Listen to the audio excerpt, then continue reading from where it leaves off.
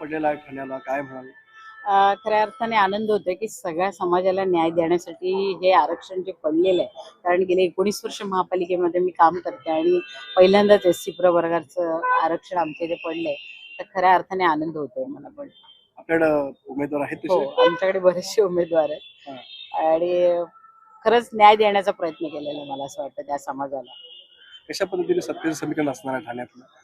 आम्ही सत्तेची समीकरण मला असं वाटतं ठाण्यामध्ये तरी वन साइड आहेत आम्ही, कारण 75 सीट्स आमच्या आहेत आणि बिनविरोधच महापौर बसेल. बीजेपी बरोबर आपण सत्ता हे करणार आहात?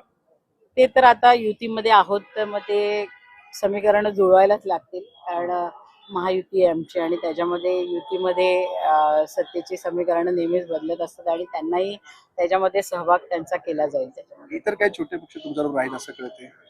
इतर छोटे पक्षाचं आता मला असं वाटतं वन साईड असल्यामुळे त्यांचा विचार होईल नाही होईल ते मला माहिती नाही, पण आमची पूर्ण वन साईड आमचेच लोक आहेत. बीजेपीचे पण तेवढे कॅन्डिडेट आमच्याकडे आहेत. तर मला असं वाटतं बाकीच्या लोकांना घेऊन न घेऊन काय हे नाही होणार, आम्हाला काय फरक नाही पडणार. 75 सर्व आले. थँक्यू. हिंदी नको, हिंदी. आरक्षण पडलेलं आहे ठाण्याला, काय? तर ठाणे महानगरपालिकेसाठी महापौरपद हे SC प्रवर्गासाठी जाहीर झालेलं आहे आणि त्या संदर्भातील जो प्रतिक्रिया समोर येत आहे, नरेश म्हस्केंनीही काही वेळापूर्वी प्रतिक्रिया दिली होती.